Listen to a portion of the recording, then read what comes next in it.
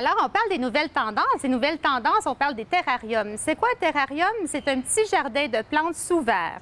Qu'est-ce qui est le fun? C'est qu'on peut laisser aller notre imagination. Il y a tellement des beaux contenants maintenant disponibles où on peut utiliser des petites roches, des petits cailloux. On peut utiliser des petites plantes épiphytes qui sont des plantes sans racines qu'on a juste à installer comme ça et vaporiser d'eau, tout simplement.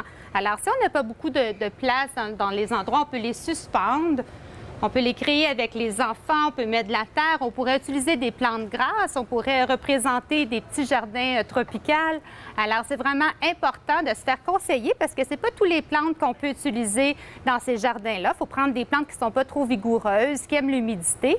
Parce que qu'est-ce que ça fait quand on met le couvert? C'est qu'ils vont s'autosuffire par eux-mêmes, ils vont créer de l'humidité, ils vont s'arroser. Alors, on n'a pas besoin d'apporter beaucoup de soins, mais il faut bien les choisir pour vraiment avoir une création qui va être extraordinaire. Alors, je vais vous montrer un peu les idées qu'on peut utiliser. Tous les contenants peuvent être utilisés de vitres. On peut même récupérer des pots maçons qu'on a à la maison, les utiliser pour faire des petits jardins, des aquariums qu'on a, des beaux vases qu'on achète pour créer vraiment les petits jardins. On peut aussi ajouter des petits éléments décoratifs qu'on pourrait mettre dedans avec les enfants, des petits bonhommes, des petites roches, des petits ponts. On peut laisser aller notre imagination et vraiment faire des petites merveilles d'arrangement en pot.